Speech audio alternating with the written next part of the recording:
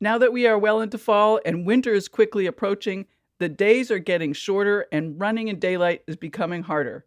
Oisel's premium reflective collection is designed with runner safety in mind.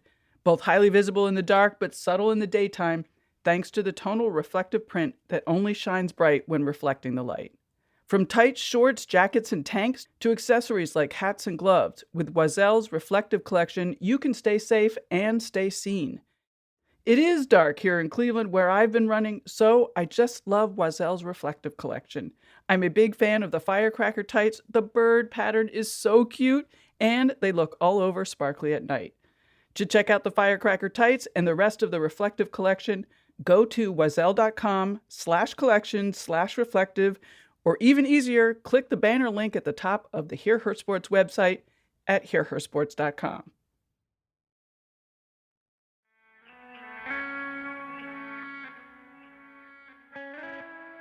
Hello and welcome. This is Hear Her Sports, the podcast of long-form, intimate profiles of female athletes breaking boundaries, speaking up, and living with power and confidence. I am your host and producer, Elizabeth Emery.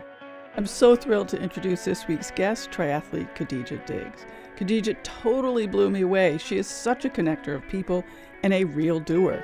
Just wait until you hear about Diversity Infusion Syndicate by Khadijah, or DISC. We talked about her training, coaching herself, being daring, the DISC athletes and program, and racing and training in hijab. Khadijah was super fun to talk to, so I hope you enjoy our conversation. But before we get going, I want to share with you a podcast I just discovered. It's called Strides Forward and is about women who run ultra and marathon distances.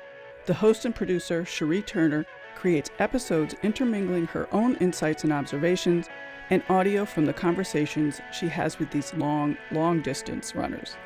Strides Forward comes out in series with all episodes connected by a similar theme. The first series was about experiences from the 56-mile Comrades Marathon in South Africa. The current series, called Running in a Woman's Body, just started last month and covers topics of menopause, REDS, and pregnancy. Whether you're a runner or not, these stories are so exciting and so interesting. Take a listen in all the usual places: Apple Podcasts, Google Podcasts, Spotify, or on the website stridesforwardpodcast.com. Now let's get to Khadijah. Today's guest is Khadijah Diggs. Khadijah is a mother, works full-time, and is a triathlete on Team USA. Her mission is to promote a positive image of Muslim women and Islam in general through sport.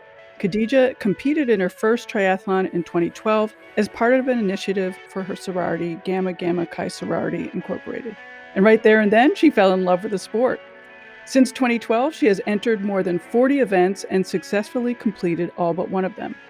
Khadijah is currently ranked in the top 5% of her age group by Ironman Triathlon. She is also the first African-American woman to represent Team USA in a long course triathlon and the first Muslim to represent Team USA in any multi-sport event.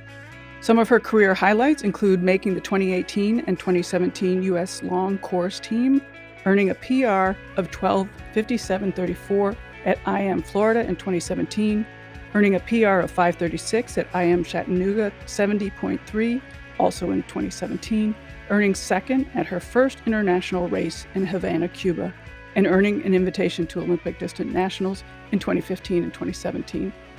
Khadijah also has an active social media, including great gatherings on YouTube. Links to all that is on our show notes, and I welcome you, Khadijah. Thank you so much for making time to be on the podcast. I really appreciate that. Thank you. Sure. And recognizing my ego, I must share I upped my PR just last year in Havana to 5:07. Nice. So yeah. And well, thanks for mentioning that.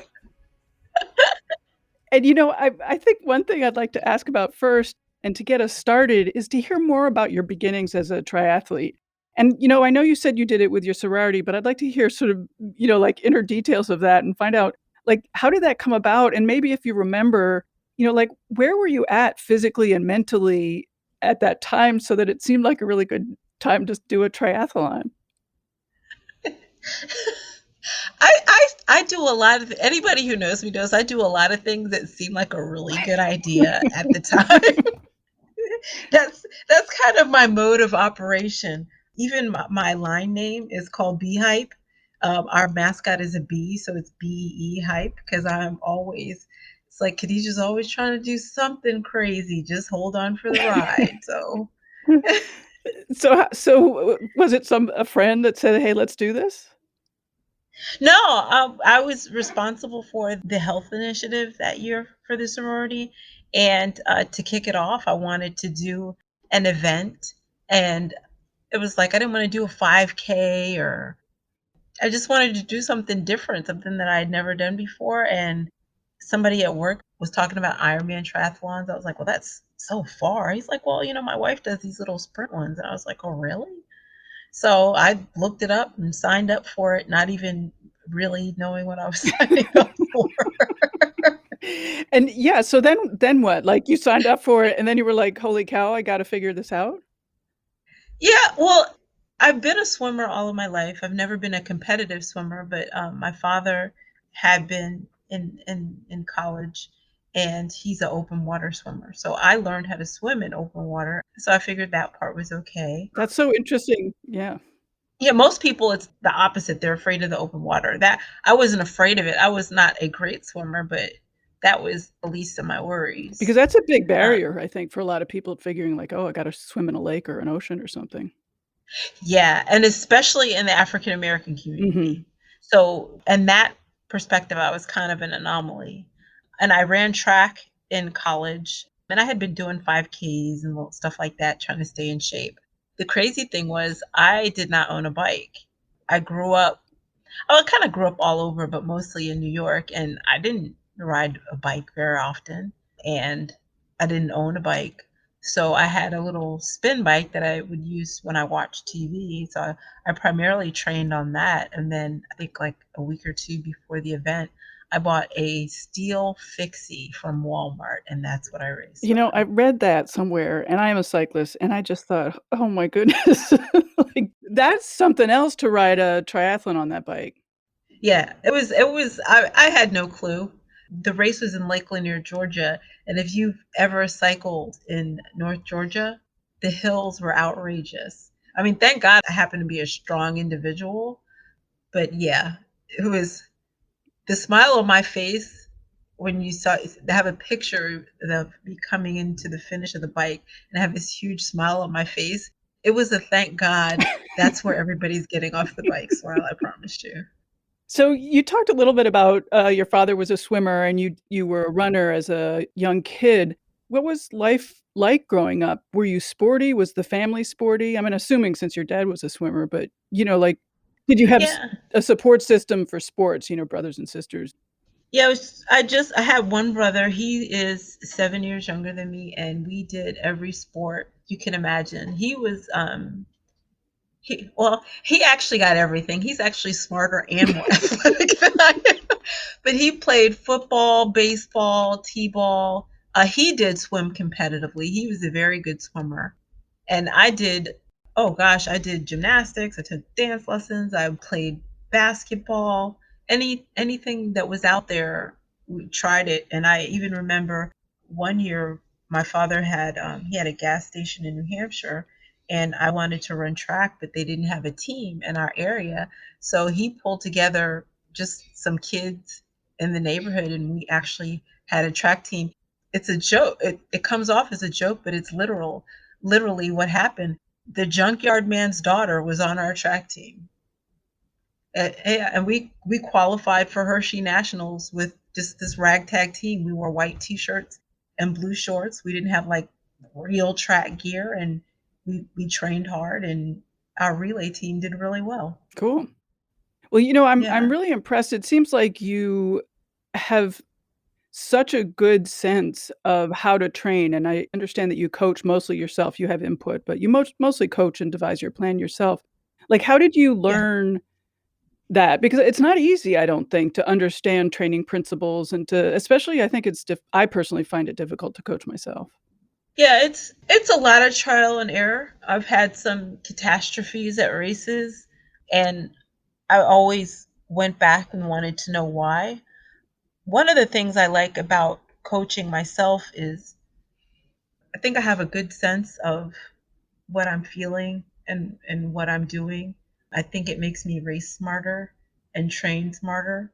But I do have people who I reach out to. My mentor, Coach Alanga Thandaway, he has been doing triathlons since the 80s.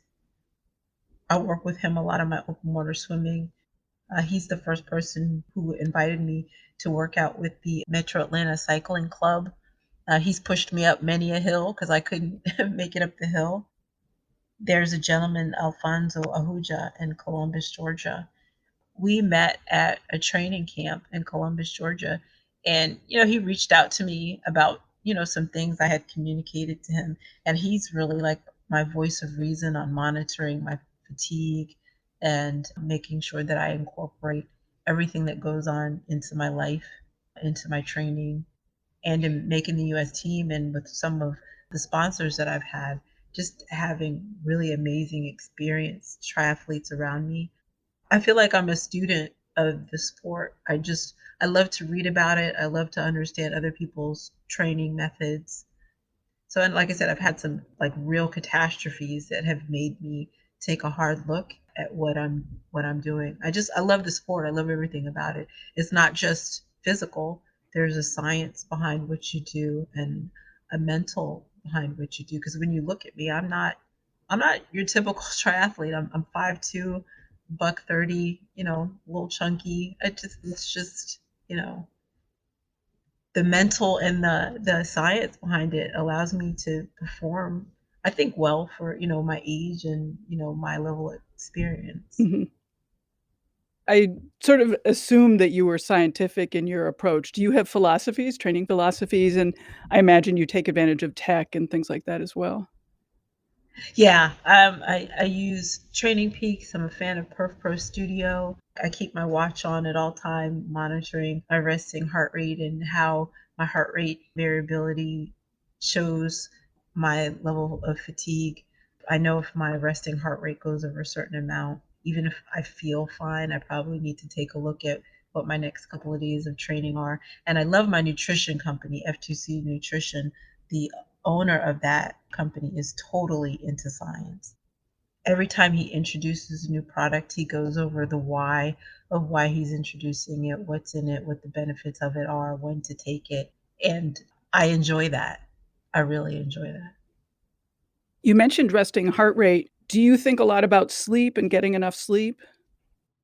Yeah, and I know that's one thing that as a mom, I never get. That is one of the things that I always have to take into account. I don't get enough sleep, and I know that. Very rarely do I get, what do they say, 7 to 9 hours of sleep. I rarely get that. I might get that 2 to 3 nights a week if I'm lucky. I think that's hard, especially, you have a lot going on. And, you do have a lot going on, but, I think all athletes have a lot going on and there's limited time in a day. So it's not like because you're doing 3 sports, you're gonna do 3 times as much training. It's just not possible. I find that when I try to add more things to what I'm doing and tend to add too much, what happens is that my head gets overwhelmed. Like, I start not thinking Mhm. as clearly. So I'm wondering if you could talk a little bit about how you're maintaining, I guess, your sanity, but also, mental clarity during this time of, you know, a lot of training, and as you mentioned, you have a family and we're in COVID, you're homeschooling and everything that's going on. Yeah, so I I try to stay as organized as possible. And I have a little dry erase board that I keep next to me. I put in a to-do list. Every day I kind of, okay, what's my priority for the day? What can wait for tomorrow? And then I have a priority list on, what are the things that the kids need to get done today? What are the things they can wait on? And what are the things, we can do over the weekend in a more casual environment where I'm not having to jump on work calls. So it's just a matter of, I keep my computer open with my Google Calendar. I have my work calendar open. And then the kids, their school, they go to what's called an online school, and they have their planner. So I have all of those things open. And each morning I just try to review each of them, make sure I don't have anything overlapping. For me, it's organization, and that's what I do for a living. I'm a project manager. So I just try to do my best to project manage everything. And then I recognize too, I am very lucky. I like my job. I like the people that I work with, and everything else that's going on in my life is a complete joy. I love being a mother. I love triathlon. And the disc program that I'm working on right now is like a dream come true. There's very few people get to live their passion. And since I've been very engaged in triathlon, I'm totally floored by the path that God has written for me. And I feel tired sometimes, but it's like the whole process and it just gives me wings. I love triathlon.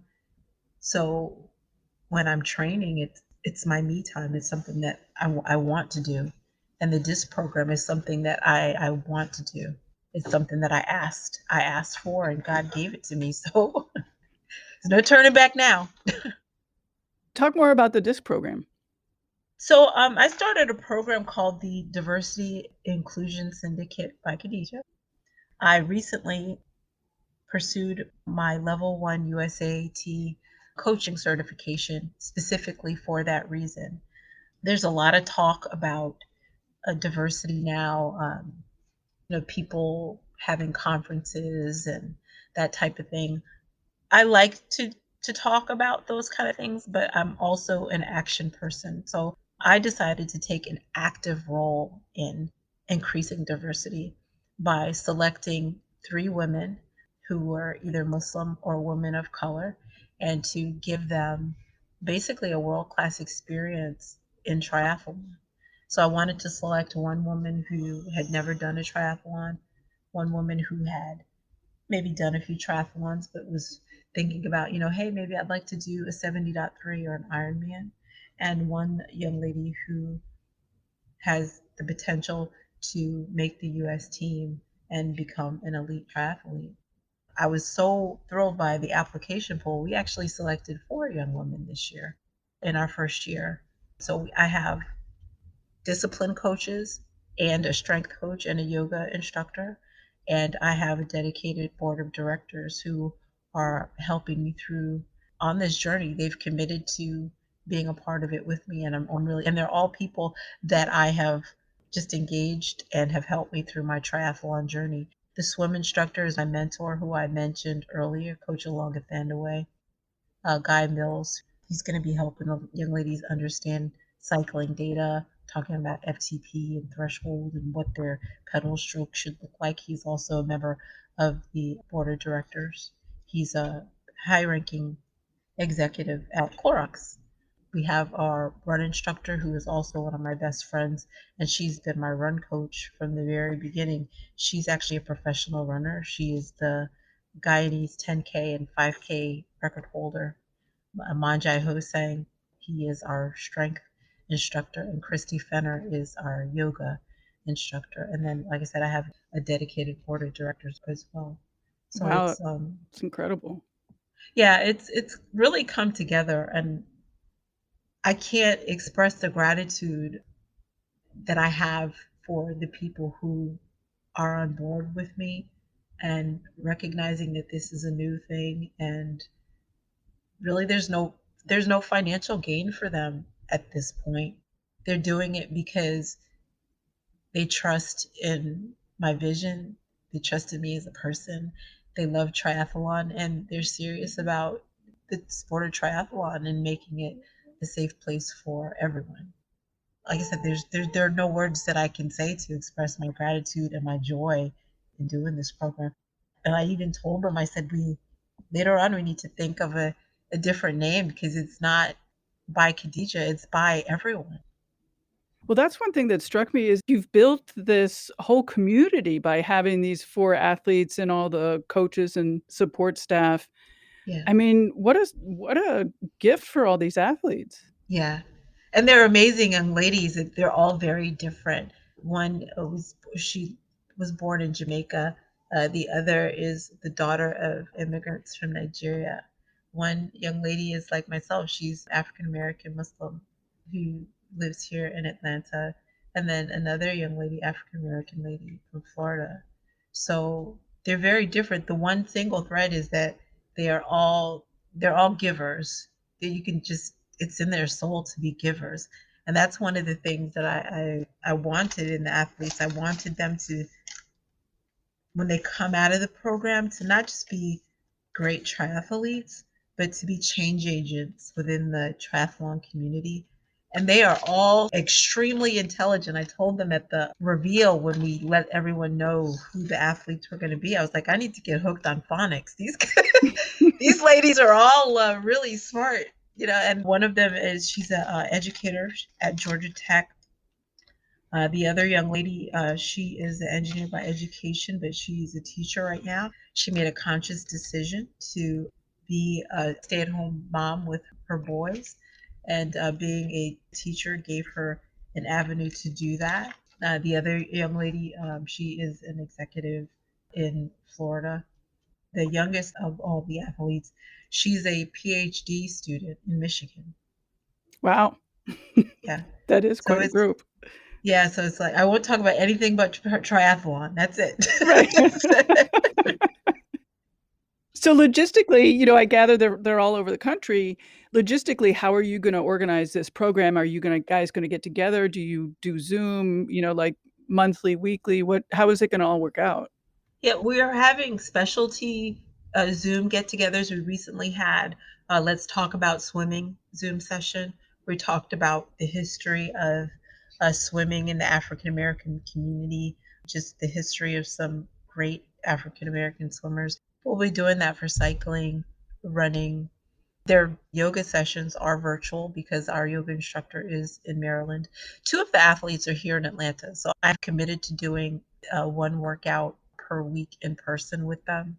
All of the athletes, I meet with them between 15 and 30 minutes each week to go over, how their week was, what was in their plan. We'll be using a lot of video, so it's a combination. My intention was to have all of the athletes in Atlanta, but like I said, the applications were compelling. Mm-hmm. They were compelling enough for me to take the chance of saying, okay, we're going to take two athletes that are not in Georgia and move forward with them.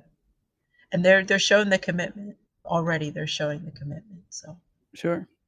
It would be terrible to waste the opportunity. yeah. What have you found so far that these four athletes are interested in learning?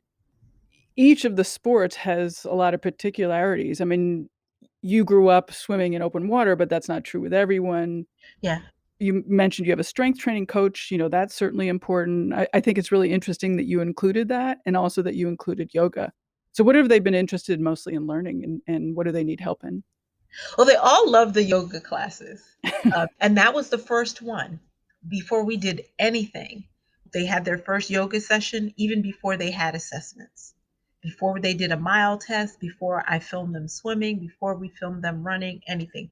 We went to yoga and we talked about focus and breath and breathing and making sure that after we have a hard day, we stretch or we do a yoga session. They have yoga once a week, and Christy talks with them about, keeping their hip flexors open, breathing and focus. And I think that's a big thing that a lot of athletes period, miss out on. Mm-hmm.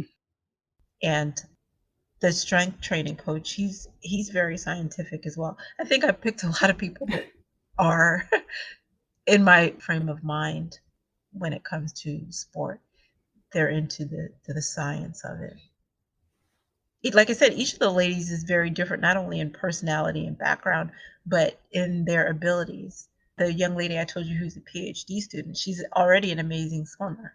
Her pace in the water is about 110 per 100, but she doesn't have a lot of open water experience. She's also run cross country competitively, and she has raced criterium races on the bike. So she's very strong in all three disciplines. She's just never done all three together. Yeah, do you talk about transitions, and what are your, I don't know, what are your tips with transitions? Keep it simple. I see a lot of people with so much stuff in triathlon. Just keep it simple and be very deliberate. If you rush too much, that's when you make the mistakes. So just keep it simple, be very deliberate, and don't try anything new. I mean, I practiced flying mounts and dismounts, I don't know, for a month on the grass before I even attempted to really do it. And that's what you do now? Yes, Yeah. I keep my shoes clipped in. I've been doing that for about 5 years now, 6 years. Do you run with socks? 70.3 and up, yes. Olympic and sprints, no. Got it. Yeah.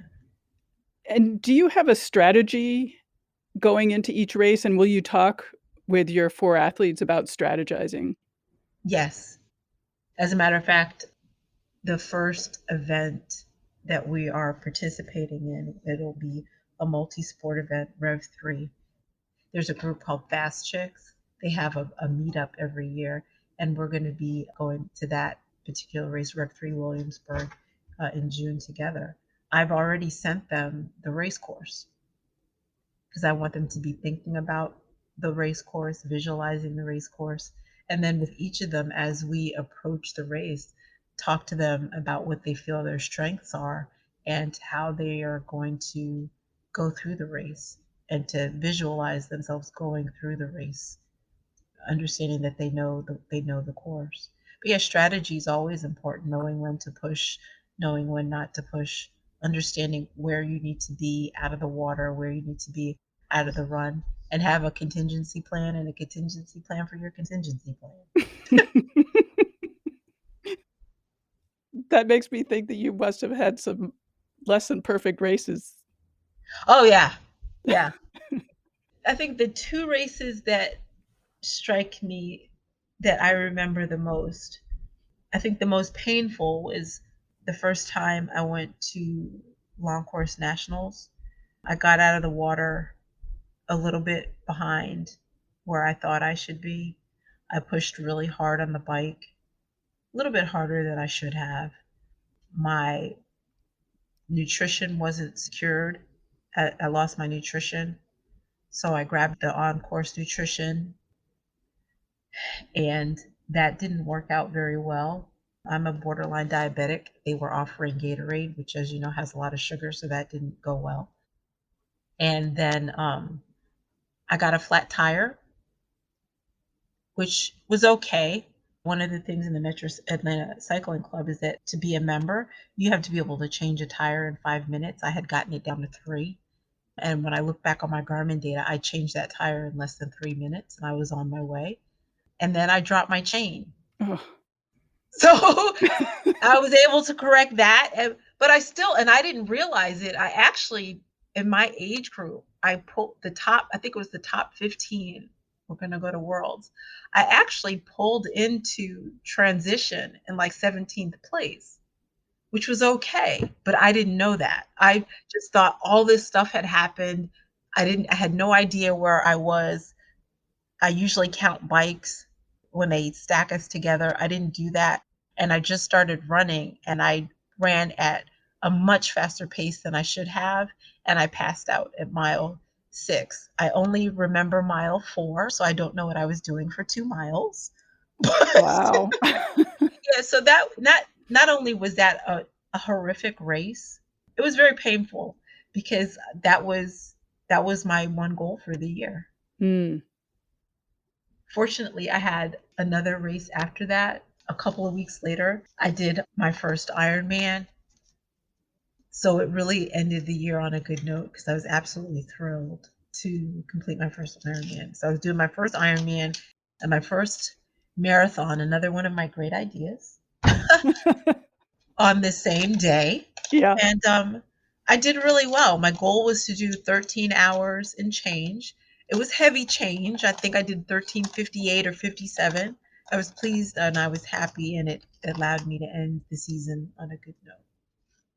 Yeah. And then the other race was New Orleans 70.3. I spent 6 hours in the medical tent after that race. Oh, that's not good. Yeah. Yeah. But you love competing. I've read in many places that you really love to compete and that you are competitive. What do you like about competing? Just, I don't know, just the joy of it, the power, this, just the feel, the exhilaration of, and the funny thing is I'm extremely competitive, but I don't like to just win. If I lose and it was a great race, I'm cool with that. I just like to see everybody show up fit and happy and ready to go. And then we just go at it like warriors. I just love it. Do you have a particular mindset when, you're going at the race? I mean, what are you thinking about at the start line? Just one discipline at a time. On the swim, I try to focus on my breath and my form. The bike is where I get a little bit crazy. I love the power of the bike. I go nuts on the bike. I'm passing people, talking trash. It just, yeah. If there's a turnaround, I point at people like I got you now. It's No way, it's that's funny. hilarious. It's hilarious. Well, that's so funny because you weren't a cyclist before. No, no, not at all. I love the bike. I love being on the bike. There's a path, Silver Comet Trail, that goes from Atlanta to Alabama. Have invariably just gotten on my bike and ridden to Alabama and back for absolutely no reason. That's cool. A thank you to everyone who has been ordering books through our bookshop page. Your support means a lot to us as we work to bring you great stories with astounding female athletes. The list of guest recommended books is growing, so check that out. But please know that once you are on the Hear Her Sports page, all of the books in your order support us. Khadijah's all-time favorite book is the autobiography of Malcolm X.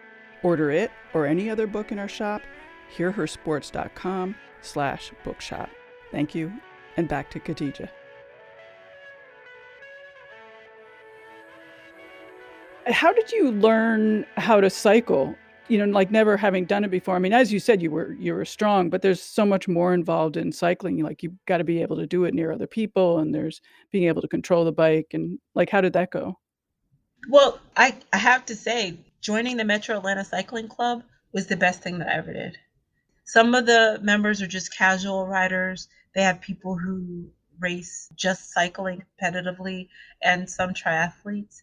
And literally, I give them all the credit. Everything that I know about bikes and about cycling, at least the core of it, I learned from them. And like I said, to become a member, you have to take a test. You literally have to take a test, like a written test Really? about all the components on your bike. You have to be able to change a tire within a certain period of time. You have to have gone on X number of rides with the team. They're very focused on cycling safety. And I'm very proud when I wear my Mac jersey. I mean, it's a badge of honor in Atlanta to belong to the Metro Atlanta Cycling Club. That's cool. Do they have a big women's community? There are more now. When I first went out, there weren't as many. But yeah, and it's funny when we ride with other clubs, some of the guys at the other clubs kind of grumble when they call us Lady Mac. When the Lady Mac shows up, because they know that these women know how to ride. I mean, they're pulling just like the guys are pulling. We have a couple of one of the guys said he said, dang, you climb like a billy goat. I was like, at first I was like, okay, I don't want to be called a billy goat, but it's it's a badge of honor. That's a They're really, compliment. yeah. I was like, okay, a billy goat. I don't know if I'm gonna be a billy goat, but Yeah, that's great. Do you use power when you're training? I train with power. I do not race with power. Got it. Yeah. How do you train with power? What are you using? I use Perf Pro Studio for indoor training, and when I want to train with power out in the road, I put on the Garmin pedals. But I do most of my power training indoors, and then I use my outdoor training to kind of test my philosophy, Mhm. for lack of a better way of putting it. Yeah. You've spoken and written that one of your biggest challenges has been related to your race kit, and I'd Yeah. really like to understand better where the conflict is.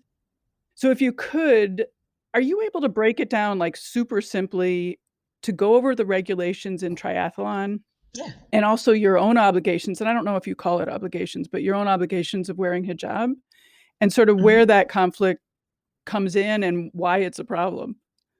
So the triathlon rules state you cannot have any compression below the elbow, from the elbow to the wrist. ITU, it's from the shoulder to the wrist and below the knee.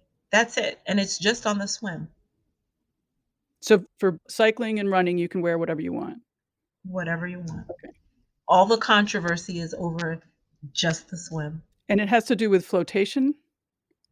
No, it's just compression. Okay. It has nothing to do, well, flotation for everybody. Of course, all of the materials cannot have any neoprene or anything like that.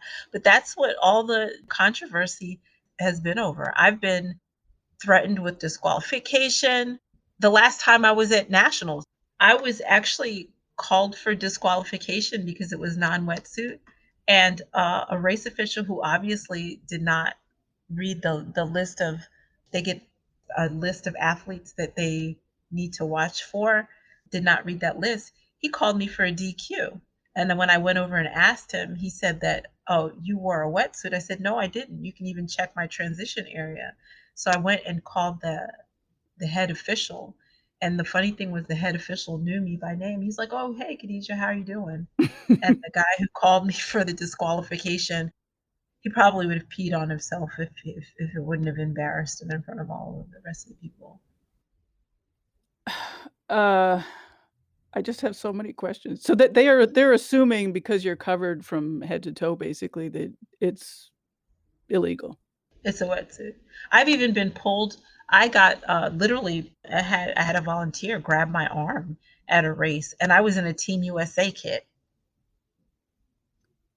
I was literally in my national team, my national federation kit, and he said you can't race. And once again, somebody who knew me, the announcer, was like, "Hold on, wait a minute. She's in a ITU approved kit. She's on the national team. I know her. Leave her alone." And I was using the race as a tune-up race for Worlds. So I wasn't, trying to be to the front of the start or anything like that. So I was jumping in with a friend who was also doing it for fun. And she had heard about some of the things that had happened to me at race starts. And she kind of looked at me. She's like, "You deal with that every race?" And I was like, "Well, it's not every race, but it does happen." Because she was surprised at how, I went from, yo, get your hands off of me, to focused on it's time to swim. I just, I have this, I gratefully have this ability to go from laughing or sheer anger to total focus in like 3 seconds. It just doesn't phase me. What's the percentage of triathletes who are wearing hijab? Oh, I could give you an exact number. In the US, 3. 3 people. Yeah, and I'm the only one on the US team. There's one young lady, and actually we raced together at Ironman Arizona in 2019. Yeah, Wow. we purposely planned to race together because there's one young lady. We look nothing alike. We both happen to be African American, but she's almost 6 feet tall. She's gone to races, and they've said to her, "Are you Khadijah?" And they've come to me and asked me, "Are you Jerry?" No, I'm not Jerry. Jerry's almost 6 feet tall.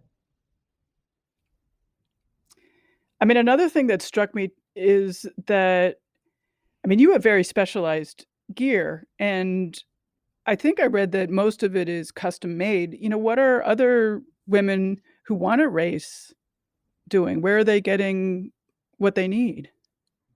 They aren't. This is another thing that I'm thrilled about. I use Tri-Serena sportswear for my practice kits. I wear their long sleeve swimsuits and their run tights, and I sew a chamois into the swimsuit, and I use that for practice gear. But I can't race in it because it's compressive below the knee and it's compressive in the arms. So I reached out to Tri-Serena when I started the disc program. I was like, hey, she remembered me because we had spoken at Ironman Augusta one year. And I've ordered her stuff for probably 5 years now, 4 or 5 years now. I said, "Hey, I'm starting this team, and I'd like to know if we could get discounted practice gear." And she said, "We will send you practice kits, no cost." So they sent me the practice kits for the athletes. So they all have their new Trice Arena practice kits. She also said, hey, I'm working on this full coverage kit. She is a skin cancer survivor, so that was the foundation of and the theme of what she offers. Hmm.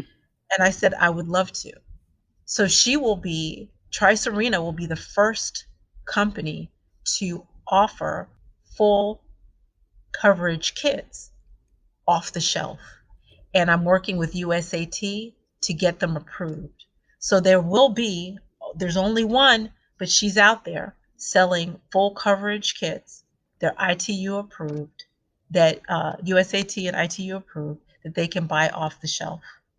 That's fantastic. It's also kind of blowing Yeah, my mind. yeah, I'm thrilled. I mean, I don't know.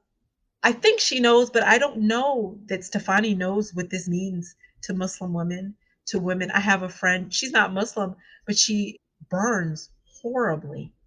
She's interested in the kit. I mean, this is a game changer for a lot of women who don't race or who race uh, gingerly or take a lot of time in transition simply because you know, they have other issues. And I don't even want to be a Muslim an issue. They're either Muslim. I had a young lady who I think she was Mormon. She asked me about my kit, and I didn't realize that they had uh, that the women wanted full coverage kits if they're Mormon. So I think it opens the door to a lot of women who want to race covered for whatever reason. It also breaks down a lot of assumptions about different women and what they can and can't do and what they want to do. Mhm.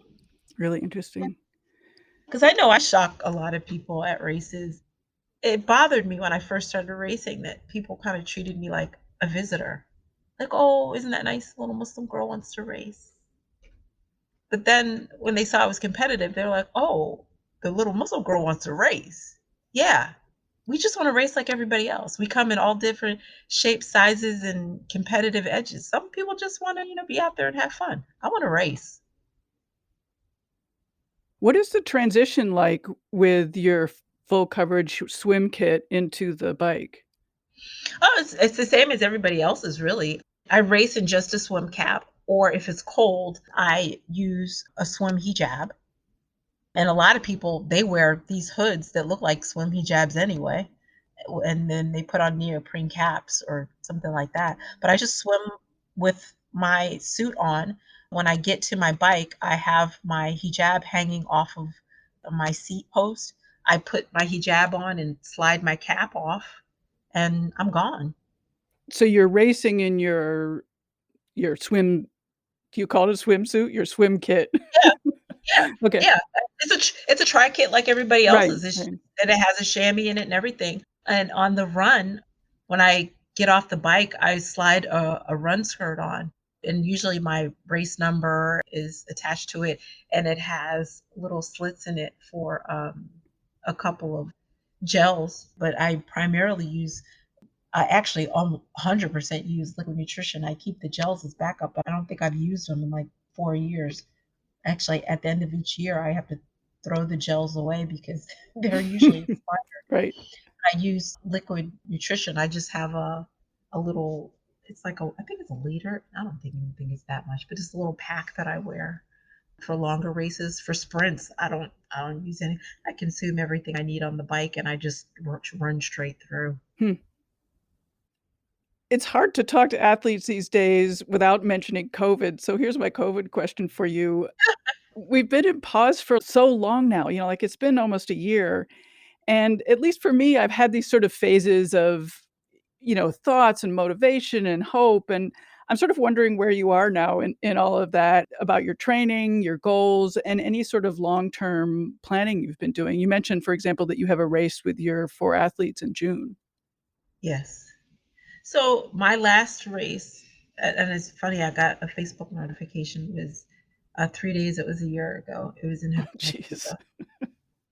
Yeah, and I almost cried because racing in Havana is very special to me. I have friends and family there, and it's just when I go there to race, it's more than just a race for me.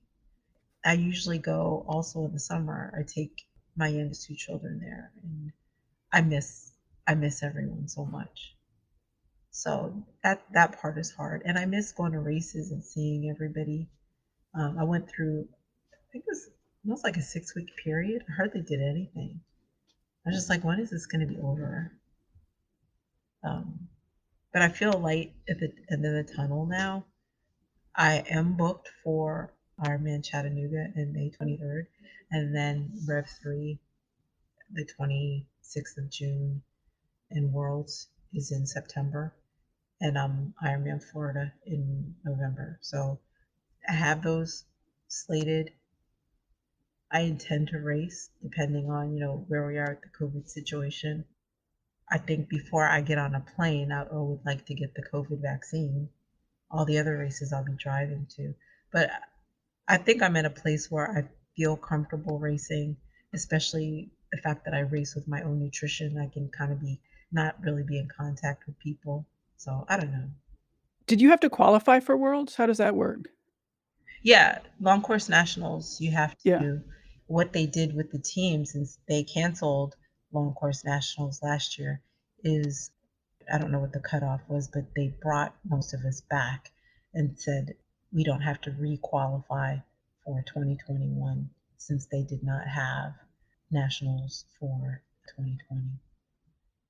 Do you have anything else that you're looking forward to? I'm gonna assume competition is a big thing that you're looking forward to in 2021, but anything else? And how have you altered your training plans now that you are gonna be racing? So I've gone into my normal base training like I would be doing at this period of time. When I do triathlon Havana, I basically do it off of base training. I don't do like a peak and a taper, and which is surprising because that's where I had my PR, and I did it off of base training. And I was really looking forward to seeing what I could do last year because I had changed a lot of things in respect to my diet and my weight training, and I felt great. And I felt like 2020 was really going to be a good year. So I'm going back into that base training right now, and I'm employing some of the things that I had employed prior to the shutdown, and we'll just see where things go. I think my biggest thing that I'm looking forward to is one of my children is graduating from high school. She got accepted to her dream school. So Nice. making sure yeah, she wanted to go to SCAD. She's an amazing artist. And some of her artwork is actually on my Instagram page. Cool. Okay. So making sure that that comes to fruition for her. I'm not a trust fund baby, so we're we're making, we're doing scholarships and, talking to people and budgeting and figuring out how we're going to make that happen. Seeing the disc athletes, just I want them to really enjoy the experience. I want something good to come out of this for them. So those are the two big things, even more so than my own racing. I think those are the two big things that are on my mind for this year. And continuing to talk about the future, both for DISC and for your own self, like 5 years from now, 10 years from now, what are you hoping the DISC program accomplishes and that you accomplish? For me, I told my kids I want to race till I die. I just, I definitely won't have as aggressive a race schedule as I've had in the past. But every year I set a goal that seems kind of ridiculous and I go after it. Sometimes it takes me 2 years, 3 years to get that goal, but I go after it. And I'm going to continue to do that based on my level of athletic ability and my age. And some of it is I'm probably too old for it, but I'm gonna go for it anyway. They told me I was too old to start trying to be a competitive triathlete when I finally said, hey, I'm gonna try to make the US team. They're like, you just started doing this a couple of years ago. Aren't you a little old? No, no, I'm not. I'm fine. So I'll continue to do that. And with the disc program, this is not a one and done. It's something that I want to continue to do. And I'm very open about sharing the fact that I'd like to see a Muslim or an African American Olympian world champion come out of this. That's exciting. Yeah, I'd like to see that happen. What's your 2021 goal? I'm trying to chase a podium at world championships. So we'll Excellent. see. We'll see. I mean, I've gotten a little bit better every year. The travel, adjusting to the travel and all the excitement around the world. I don't know how people do it. It's a lot. And I think the fact that it's going to be a full iron distance race this year versus being that quasi in between ITU distance is good for me because the bike is 112 miles and that's my strength. My running is really improving. I've only done marathons after doing a 112-mile bike ride, but every one has gotten at least 10 minutes faster. No kidding. Yeah. So, That's a and lot. yeah, and I'm obviously getting older. So my first was 2015. I think I did, was it a 5:17 or something like that? And this year, the at Ironman Arizona, my goal was to make sure that I was under 5 hours, and I did a 4:59. There you go. It was heavy change, but it was 4 It hours. works. Yeah, so but I think I can do a 4:30 I think I can do a 4:30. I really do. What makes you good at being a triathlete? One of my hashtags is never give up on yourself, and it's not just a hashtag. Every race, even if I have to adjust my immediate goal at that second in time. Like I said, I've only not finished one race. I had a sprint race where I got a flat tire and I don't know, I just couldn't get the tire off the rim.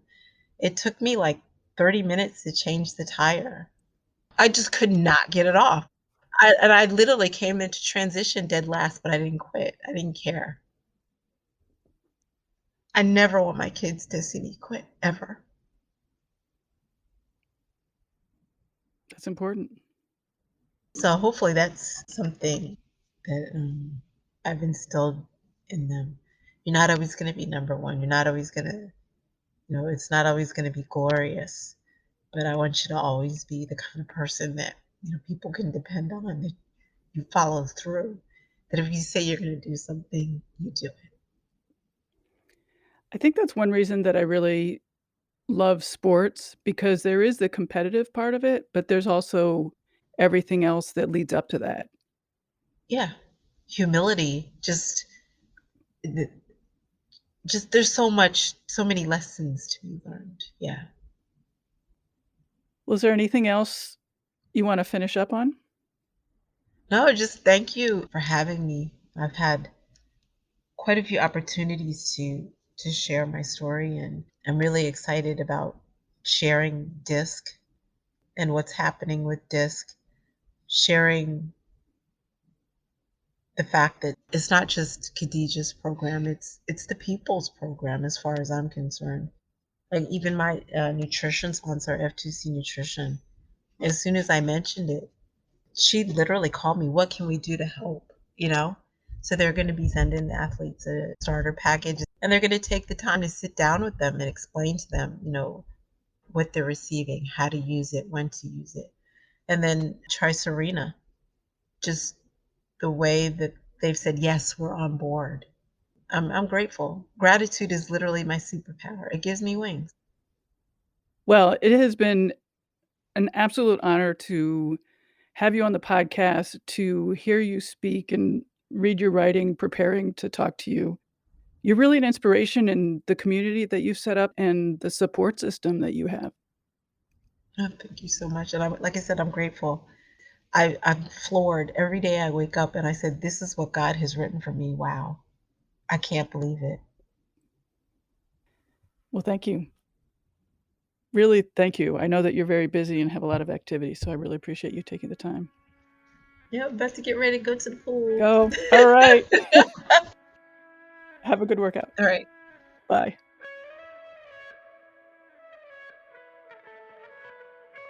Well, that's it for this week. It is always terrific when you guys spread the word about Hear Her Sports. So thank you and keep doing it.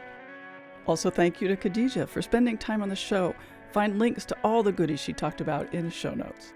Subscribe for free to Hear Her Sports on Apple Podcasts, Overcast, Spotify, iHeartRadio, Stitcher, or wherever you listen to your podcasts. Seasons are switching, and the pandemic looks like it will end at some point in 2021. So send me a note about what you're interested in this year, what sports or athletes are your favorites. As a matter of fact, I have a listener-suggested episode coming up soon. Remember to join Patreon at patreon.com/hearhersports. It's been so fun to share little extra audio bits with everyone who has signed up. Continue to wear your mask, please stay healthy, and get outside. Spring sun is here. I am so excited. This is such a big deal for us in gray Cleveland. While 44% of athletes are women, only 4% of the media coverage is about women. Hear Her Sports aims to shift the scale while inspiring women to be their best. Until next time, this is Elizabeth Emery for Hear Her Sports. Bye-bye.